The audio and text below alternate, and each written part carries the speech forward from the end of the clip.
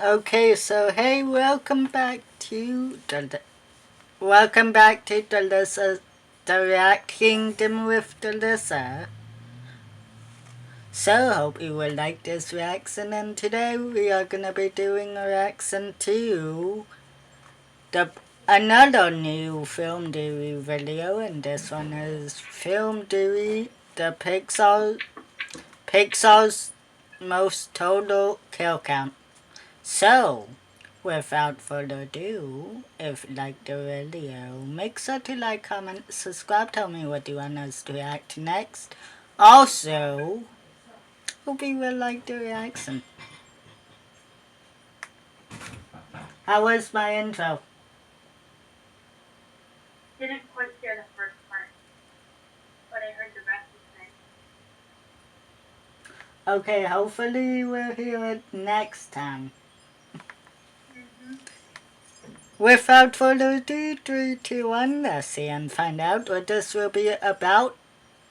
And let go. Which Pixar film has the most death? If you added up all of the deaths we see across the 29 Pixar animated movies, which film would come out as the deadliest? Would it be the one about the guy who travels through the afterlife? Or maybe the one about killing superheroes? Or maybe the deadliest Pixar film is the one you didn't expect?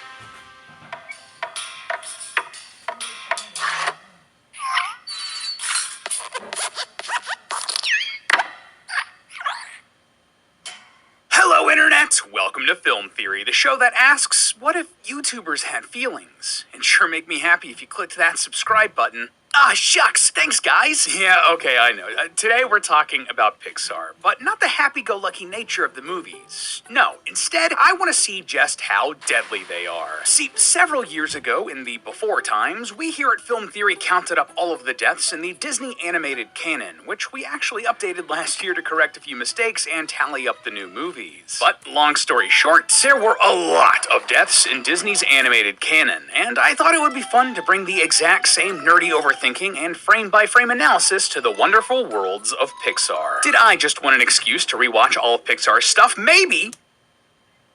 I will take that as a yes. But today I wanted to go through all 29 movies in the Pixar canon to figure out just how many kills this lovable lamp has to its name, and which Pixar film. Also, just want to point this out. I always kind of like the Pixar intro at the beginning of the Pixar movies. Is the deadliest. But okay, before we start counting up these sweet, juicy kills, a sentence I'm now regretting saying because it's out there and will be clipped on the internet forever. Yeah. We need to establish our rules. Similar to how we approached the Disney Death Count series, not all kills are created equally, so more or less we're going to be using the exact same rule set we established in that series. Rule number 1, only deaths from creatures who are able to speak or otherwise think or feel will be included. While an ant getting squished is no doubt tragic for the ant, unless That's true. ant is from A Bug's Life or something similar, it's not going to be showing up on our kill count. The bugs from A Bug's Life are way different from the ones from, say, The Incredibles or whatever, because they are actual characters with motivation and sentience.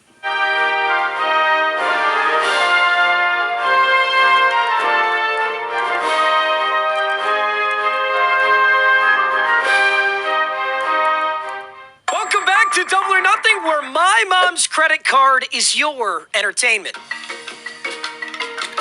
For every game that we win, we get to double our budget. And last episode was $1 million.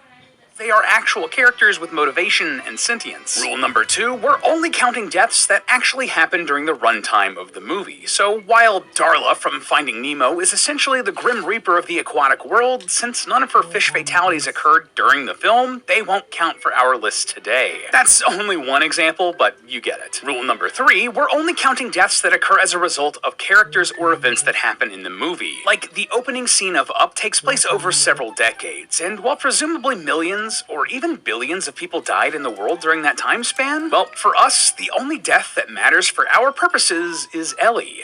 I still cry every time. Rule number 4, if a character dies but is then brought back to life with some Pixar pixie dust, that doesn't count. And finally, rule number 5, we're only taking movies made by Pixar into account here, not spin-offs or sequels made by other studios, or the Disney Plus shows Pixar was forced to make. So, sorry Planes, or the Toy Story holiday specials, you guys don't count. Other than that, if a death happens in any one of the 29 Pixar films, it's good enough to make it into our Pixar graveyard. With these rules, not only will we be able to tally up the kill count for each individual film, but we'll keep a running tally to see if Pixar can come anywhere close to the mountain of bodies that Daddy Disney ended up building higher than Cinderella's castle. So get your tissues ready and prepare to cry, loyal theorists, as we jump into this like a desk lamp onto a letter. So right off the bat, let's start with the movies that don't actually have any death in them. Yeah, unlike Disney, where almost all of their movies have at least one death, Pixar's filmography is a lot more tame. A whopping 11 of the 29 Pixar films are completely killless, even though it does feel like some of them should have some kills. For example, there are 0 deaths that I could count anywhere in Soul. Yeah, the movie that literally has our main character die within the first 10 minutes of the film technically has no deaths in it. Yeah, I know that's a weird sentence, but, well, if we're getting technical, which I mean, this is film theory, of course we're getting Yeah. technical, Joe doesn't actually die at the start of the film. After falling down a manhole cover, he slips into a coma and his body is clinging to life in the hospital while his soul traverses the great before. Thankfully for Joe, his soul returns to his body at the end of the film, so even if he did die, it gets reversed, so it doesn't count based on rule number 4. For all the other souls we see in the film, they're already dead by the time they show up in the plot, so their deaths technically don't occur during the movie and thus are excluded via rule 2. And don't think I didn't remember the cat. In the movie, Joe's soul ends up possessing a therapy cat, temporarily booting the cat's soul out of its body. But all of the souls are inevitably returned to their rightful bodies by the credits, and so the movie All About Death actually ends up having a big whole goose egg on the death counter. At this point, with the lack of kills in these Pixar movies, they must have some crazy protection here. Like, are they getting protected by the partner for today's theory, NordVPN? Cheesy transition aside, come on. At this point, you know what a VPN does. You know that they help protect your internet connection and keep your browsing private in this crazy world where everyone's trying to log your browsing data. But something else awesome it can do? Well, you can get access to libraries of streaming services all over the globe. Fun fact, because Theorist is such a worldwide organization, we have team members from Australia,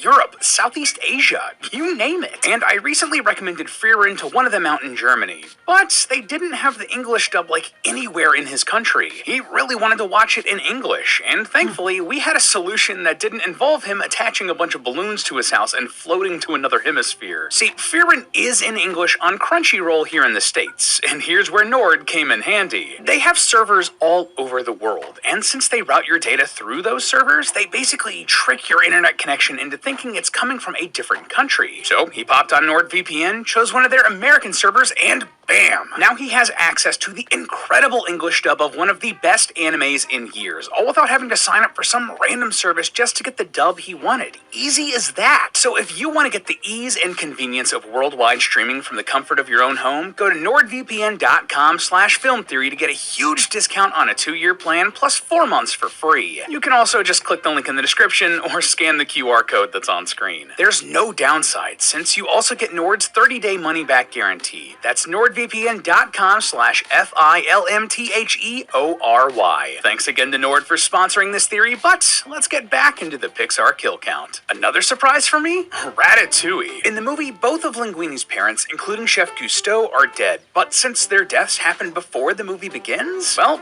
they don't count. This is also why I'm not including the hanging rat corpses shown to Remy as well. They were that way before the movie started, and we don't see any of the other rats die. In Toy Story 2, despite the toys' best efforts to add vehicular manslaughter to their rap sheets, surprisingly, everyone also makes it out of that movie unscathed. In Toy Story 4, there is one toy that ends up getting ripped in half thanks to a cat, but a few minutes later we see the other half of it kicking it in the club. Well, not kicking it, but he is still alive, at least the last time we see him. The rest of the films that occupy the no-kill list are Monsters, Inc. and Monsters University, Luca, Turning Red, Inside Out 2, Cars, and Cars 3. Yes, you'll definitely have noticed a few gaps in there, but don't worry, we will get to those. But so far, our Pixar graveyard is looking mighty empty. Come on, Pixar, it's free real estate in there. So, enough talk about deaths that don't count. Let's get into some real kills now. And what better place to start than with the first kill we ever see in a Pixar film from their very first movie, the original Toy Story. Sliding it! Hit the dirt! Ah! Yeah, while this scene looks G-rated at first glance, let's stop to actually think about the implications of what we're seeing here. Remember, this is Toy Story, and in this series, every single toy on planet Earth, even ones made from craft supplies, are living, sentient creatures. And sure, while some playthings Yeah, that's true. It is Toy Story. like balls or musical instruments appear to be inanimate, real, proper toys are always considered to be alive and self-aware. That no doubt includes our little G.I. Joe knockoff here. Well, that is until he gets popped by an M80. Rest easy, soldier. You may be the first Pixar death, but you certainly won't be the last. And hey, while we're on the subject, we might as well round out the Toy Story series here. Well, at least until Toy Story 5 comes out a little later this year. Like, seriously, another one? I can't wait to see how these toys make me cry again. Anyway, there's one more big death in this franchise that I want to discuss because you might have missed this one on your first watch through. See, near the beginning of Toy Story 3, this toy train gets absolutely decimated by a sugar-crazed toddler. Now, we're gonna count this train as a character since it's shown alongside other toys that we know are sentient like Jessie, Slinky, and Mr. Potato Head. So, Pixar is clearly trying to put this train on the same level as those main characters. Now, don't get me wrong, of course, some toys in this world can be beat up pretty bad, but not necessarily die because of it. But we're still going to count this one because later on in the film, we see the custodial staff throwing it away. And, as we're told in the movie, There's only one way toys leave this place. Poor fella. Trash truck comes at dawn. the implication here is that the only way toys leave the preschool is in a body bag. So I think it's fair to assume that our little Thomas the Tank Engine friend is a goner. Poor fella. Yeah. Add him to the counter. Man, we are nearly halfway through the Pixar catalog, and our kill count is at 2. You know, I'm more shocked than anything. I thought this would be way higher. Anyway, let's move on to Brave to see if we can change your fate. I'm hopeful that this one will get us a lot of kills because of its more fantasy sword and sorcery nature. So the main antagonist of Brave is Mor'du, once a legendary prince, now cursed to be a ravenous bear after consuming an evil potion. And at the end of Brave, Mor'du is defeated and his soul is released, letting us count this as a kill. So Brave etches its name onto the death counter with... Wait, just one kill? That's it? Seriously? Yo no quería estar con nadie, pero tú me despertaste el interés. Era una noche y ya llevamos 4 weekends. Wait, just one kill? That's it? Seriously? Okay, so what's next here? What about the good dinosaur? Remember this one? No? I mean, fair, this was probably one of Pixar's first real misses, but this movie is still deadly. And I have high hopes for this because Disney's Dinosaur ended up being like the most deadly movie there for ages. Anyway, so early on in the film, we see our main character Arlo's dad get swept away in a flash flood, and no amount of talking to him as a spirit is going to bring him back. So yeah, that's one kill right there. In fact, we might very well have our first multi-kill movie on the board here. In the movie's climax, Arlo is forced to go toe-to-wing with a bunch of pterodactyls in order to save his friend Spot. And working together, they're actually able to dispatch these guys one by one by knocking them into the river. And I mean, come on, they have to drown here, right? So that's 1, 2, 3, 4, 5 more deaths, is what I would be saying if the creator didn't confirm that they survived on Twitter. Disappointing! So, yeah, that's one total kill for the good dinosaur. Alrighty then, well then what about, finding Dory? Maybe there's multiple kills here. Listen guys, I'm starting to get desperate. Well, near the start of the movie, Dory... Marlin and Nemo are being chased by a giant squid and are about to become casualties of their own right before a shipping container falls and crushes the squid. Now, to be fair, it's not totally clear that the squid dies, and these sorts of squids and octopods are known for their ability to compress their bodies. But we do see his little tentacles like curl up all Wicked Witch of the East style, certainly implying a death here, even if it is cartoonish. And let's be real, these shipping containers are heavy, even when they're empty. For real, they can weigh anywhere between 4,000 and 5,000 pounds, or 1,800 to 2,200 kilos. Even a giant squid isn't likely coming back after getting squished by that. So, one death for Finding Dory. Not too far underwater with that one, huh? And speaking of water, let's move on to the breakout hit, Elemental. Now, of course, the movie ends with a flood that completely ravages through Firetown, which might have caused a few deaths. But we don't actually see any of those potential casualties, so we can't really account for them, which sucks. I thought we would have our first multi-kill movie here. Either way, there's also a part where one of our leads, Wade, evaporates and dies, but then comes back to life just a few minutes later, so that doesn't count either. In fact, the only confirmed death in Elemental comes in a flashback where we see Ember's grandmother go out, so just the one for Elemental. Next up, we got Incredibles 2. Yeah, a bit conspicuous that we're not talking about Incredibles 1 yet, but just hold your horses, I promise, we'll get there. Anyway, this series is one all about superheroes and hasn't shied away from the reality of what bad guys would actually do. So how does the sequel fare in our kill count? Is it deadly? Well, early on in Incredibles 2, we see the death of Mr. Deaver, father of Winston and Evelyn. So yeah, that's one death right there. And later on, their mother also died from a, quote, broken heart, but we don't see that happen, so we can't count it because of rule number 2. So yeah, just one kill for the Incredibles 2. I kind of thought that one would be higher given the first movie. Spoilers there, but we can't dwell on it because we have to move onward to Onward. Yeah, so I know some of you are probably sitting there wondering, huh? I don't remember this one. Which is an absolute shame because this is a really sweet film that was absolutely decapitated because it came out just a week before the plague lockdown in March of 2020. Anyway, Onward took the idea of swords and sorcery and Dungeons and Dragons and put it in a modern setting. And I mean, the whole plot is about the main characters reviving their dead dad for a day to hang out with them. So surely there are some deaths in here. Well, maybe not. The dad does die again in this movie after his time back in the land of the living, which we're gonna count because, you know, why not? But other than that, well, there is a dragon that gets slain at the end of the movie, but it's a magic dragon made up from a pile of rubble animated by a curse. So it doesn't really meet our requirements of being Yeah, no, it really doesn't. sentient, so yeah, only one for Onward. Like, really? Dang. Believe it or not, but we're nearly 2/3 through these Pixar flicks, and we have a grand total of 8 deaths so far, with an 8-way tie for first place. If Pixar hopes to catch up with the depravity that is Disney, we're gonna have to start carving up some real headstones and fast. But don't you worry, things are going to get deadlier from here on out. Trust me, I was getting worried too. And the best way to drive up that kill count, at least just a little bit, well, it's up. Obviously, we all know about Ellie's death in the first 10 minutes, and what can only be described as the saddest scene in cinematic history. But there's a lot more death in this movie than you might remember. Why? Well, originally, I thought I found something pretty clever. During one scene, the villain Muntz is monologuing to Carl and Russell, and we see a collection of 9 headgears of previous explorers he dealt with as trophies on display. That would be 9 deaths, right?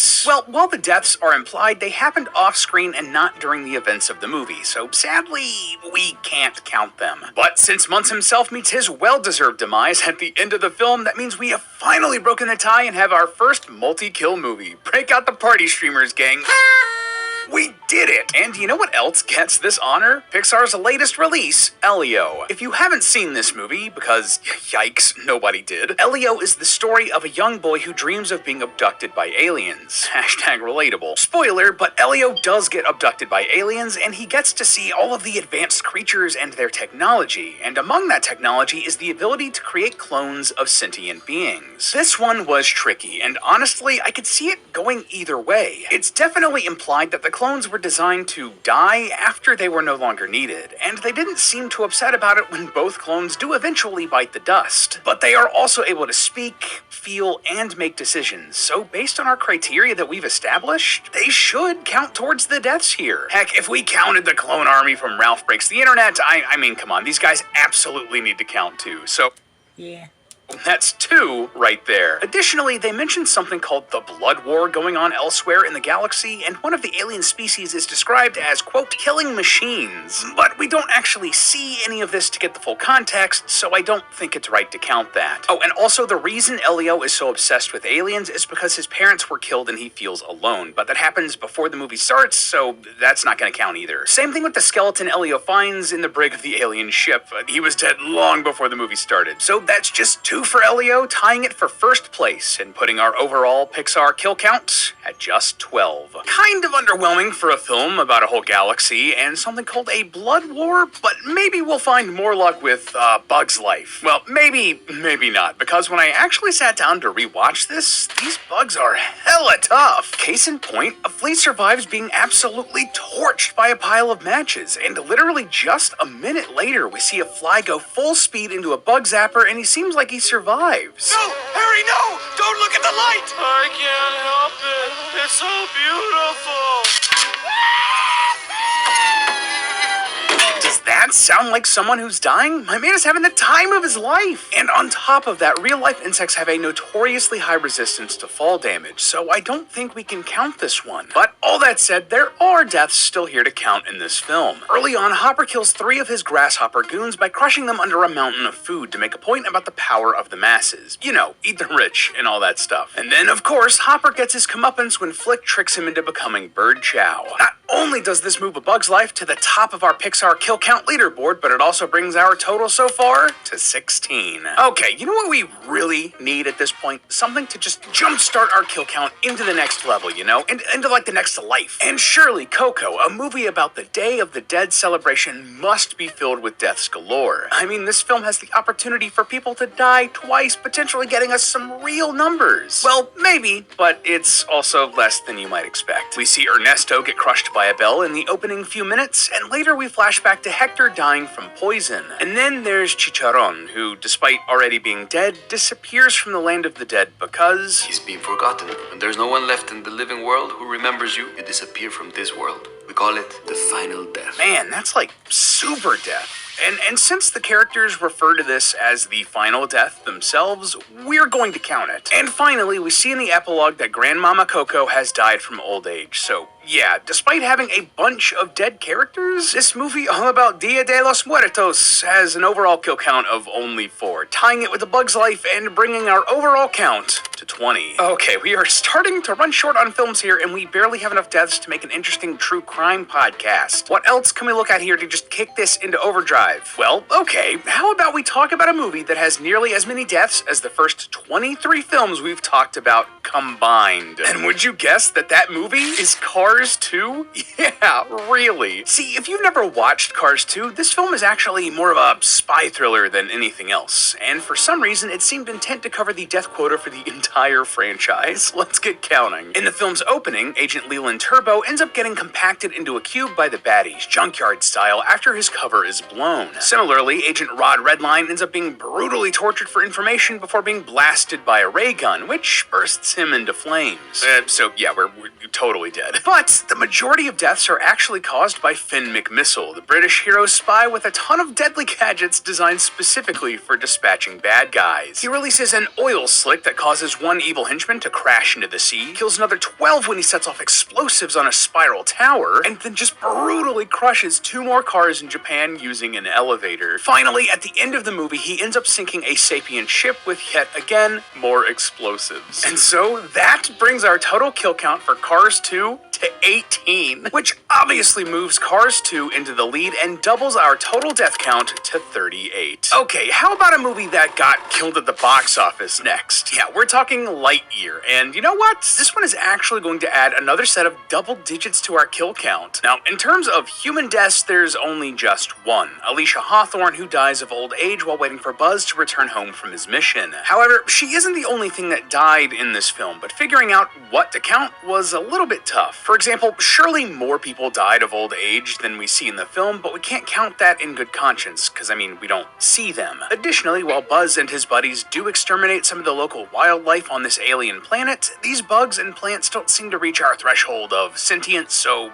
they don't count either. In fact, most of the deaths that end up counting for Lightyear actually come from robots. First up, there's Sox, who sadly gets crushed by Zurg, and not one but 2 different Ivan AI autopilots that get destroyed when both Zurg and Buzz's ships get blown up. And then there's Zurg's robot henchmen. Now, this might seem controversial to count them, but we're going to for a couple of reasons. Firstly, they have the ability to communicate and express independent social behavior. I mean, just look at that side eye. That's absolutely sentient behavior. Plus, if we're counting Sox and the Ivan heavens, I think we should count these guys too. Just because they're evil robots doesn't mean they're not people, you know? Anyway, these robots are conveniently numbered 1 through 24 and are gradually destroyed throughout the film, with the remaining few going down at the end with Zurg's ship. So that brings Lightyear's tally up to 28 and our total count to 66 total Pixar deaths. And speaking of robots, I think it's time we jumped into the Pixar robot movie. So yeah, in WALL-E, we don't actually see any humans die, but just like we counted socks, the robots here in this universe are clearly sentient beings with character and personality. I mean, they talk either in English or like R2-D2 style beeps and boops, so they count for us, you know? So how many did we get? Well, our main villain Otto is switched off at the end of the movie, presumably never to be turned on again. So I mean, yeah, that's like him more or less dying, right? Similarly, Go4, Otto's right-hand bot, is thrown out a window and smashes onto the ground. And if he's anything like a cell phone, that guy ain't turning on again. And then there are the steward bots, aka security. At first, these guys seem like mindless automatons, but we do see these bots have the ability to communicate. So sure, they're gonna count for our purposes today. When the Great Robot Revolution gets going, 36 were dispatched to deal with it. However, when they run into WALL-E and get killed, only 35 of them are seen. I guess one of them must have run away like a coward. Yeah. Probably the best move, given everything that happened. But we're not done yet. Lifeguard Bot, who ironically isn't waterproof, dies when splashed with just a little bit of water. And of course, I'd be remiss if I didn't mention, spoilers, WALL-E himself dies at the end of the movie. But Eve manages to bring him back online, so he doesn't count for us today. That catapults WALL-E into the lead of our competition with 38 deaths and brings our running Pixar total to the triple-digit mark at 104. Just incredible stuff. And Okay. speaking of incredible, well, let's buckle up and tackle my favorite Pixar film, The Incredibles. Fun fact, I've probably seen this movie like 40 plus times, and all of the DVD extras too. Anyway, just to meet this head on, when you think of death and The Incredibles, this is probably the first scene that comes to mind. Here, Mr. Incredible learns that at least 15 of his super colleagues were eliminated by the Omni Droid, which is a great start for us, right? Well, it would be, but we can't count these based on our rules. All of these deaths happen off-screen before most of the movie takes place, so sadly, they don't count. But don't worry, because there are way more we can count. For example, there are the 5 supers that Edna tells us died in various Cape-related accidents, which we do see on-screen in flashbacks, so they do count. Edna's right, y'all. No capes! And of course, Syndrome didn't heed this advice himself and is also done in by his own cape, leaving us with 6 confirmed deaths. But it's not just supers and villains who bite it in The Incredibles. No, there are a ton of totally normal human deaths in here too. In fact, The Incredibles themselves end up dispatching a ton of goons throughout the movie. Most of them just look like they get knocked out or are not outright killed, but not all of them. For example, while breaking into Syndrome's lair, Bob throws a giant robot at 2 guards out front. Realistically, this would probably kill both guards, but one of them shows like a little sign of life as Bob runs by, so we're only going to count this as 1 death for Mr. Incredible. He also hucks a rock at a guard on patrol, causing him to fall off of a multi-story window onto his back. So yeah, he's also super dead. Like father, like son, we see Dash go on a killing spree during the film's second act action set piece, dashing away from some henchmen and causing a total of 6 people to meet their maker. When Dash and Violet meet up, Violet's force field causes 2 more ships to crash, leading to 2 more deaths. And once the whole family is reunited, they go toe-to-toe with a few more goons. But only one of them we can say definitively dies in an explosion. So right there, that's 11 more kills to add to this film's death count, and we are still going, guys. Yeah, at the climax of the film, we see the Omni Droid attacking a city full of civilians. And before the Incredibles arrive to help save the day, the army does their best to keep the Omni Droid under control, but they aren't doing a great job at it, leading to the deaths of a few soldiers. For example, we see 6 tanks face off against the Omni Droid, likely leading to many of their deaths. Yeah, in director Brad Bird's previous masterpiece, The Iron Giant, they make a point to show soldiers getting out of a tank at the last minute to save their lives, but they specifically don't with The Incredibles. And while we only see 1 tank definitively blow up, considering the fact that by the time The Incredibles arrive at the city, the Omni Droid has moved on to a new neighborhood, that heavily implies realized that it dealt with the rest of these tanks with ease. So, okay, how many soldiers can we say died in these 6 tanks? Based on the look, these tanks appear to be some variation of the M41 Walker Bulldog tanks, which were designed to have 4 operators. 6 tanks times 4 operators per tank, and that's 24 more kills to add to the list. And on top of that, remember this iconic moment where Frozone asked, Where is my super suit? well, that crash in the background is more than just comedic timing. That, my friends, is an attack helicopter falling out the sky. So yeah, we need to add at least 2 more kills for the pilot and gunner here too. And last but not least, well, we have to count the Omni Droid as well. Yeah, that's right. While the Omni Droid looks like a cold, lifeless robot, we're told that it's made up of a true artificial intelligence. In the end, it chooses, on its own, to betray Syndrome and save its own skin. Or shell, I suppose. That's a character with agency if ever I've seen one, so when it's defeated at the end of the movie, that's the 44th and final kill for The Incredibles, bringing our total Pixar kill count to 148. Oh, and just to clear things up real quick, I know Bob destroyed an Omnidroid earlier in the film, but it looks like its power cord just got ripped out. I'm assuming the same artificial intelligence is still powering the final one as this initial one, since the whole point was to learn, right? So yeah, it's only gonna count as 1 kill despite ripping itself inside out. And speaking of, our second to last film is Inside Out. So this one's a bit weird because most of the characters in this movie are, well, you know, thoughts, emotions, memories. Yeah, that's why it's Inside Out. That sort of thing. But to keep to the spirit of this episode, we're going to consider characters like Joy, Sadness, and Bing Bong as living, and if they somehow disappear, that counts as a kill. Cool? Cool. Speaking of, well, we all remember the tearjerker that is Bing Bong's death, so that's one right off the bat here for Inside Out. But, well, maybe we shouldn't be too upset because Bing Bong himself got a kill on his own before he died, blowing this cloud person out of existence. Not to be outdone, Joy also does a similar thing to another cloud person later in the film. Just brutal. But the real numbers start adding up when we count Riley's imaginary boyfriends. The word imaginary is offensive because it denies his existence. We talked about this. Oh, sorry, Riley's Canadian boyfriends. Near the end of the film, when Joy is trying to get back into HQ, she creates a tower of boyfriends, and by my count, this tower is roughly 42 boyfriends high. And while they do help Joy achieve her goal, as a result, they seem to all end up tumbling into the memory dump just like Bing Bong. So, yeah, add them to the count,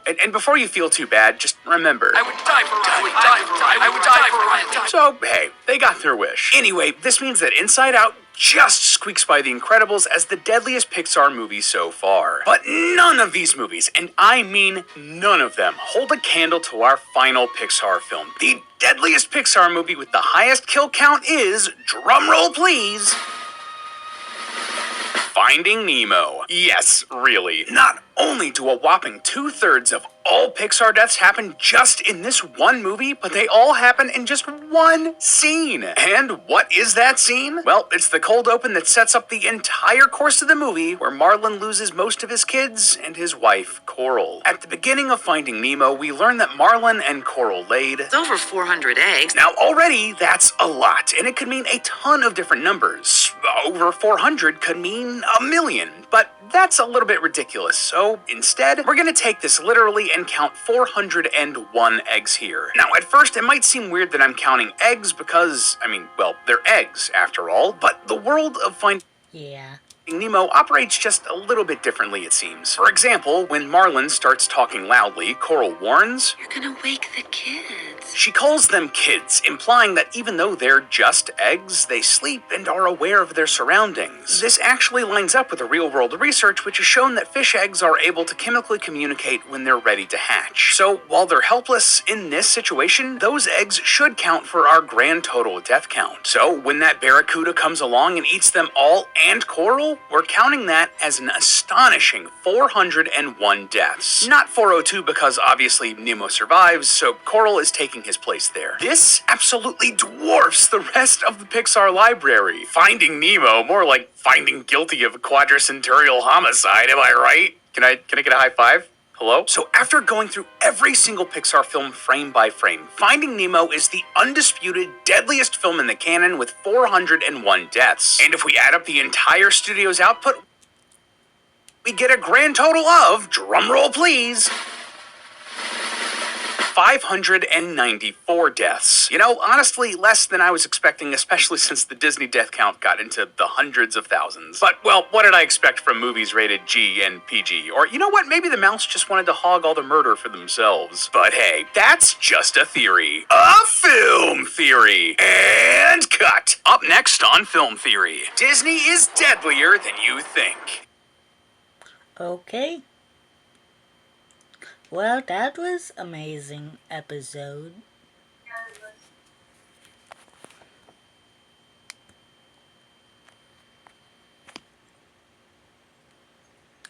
I hope you liked the reaction. Yes, it is. Okay.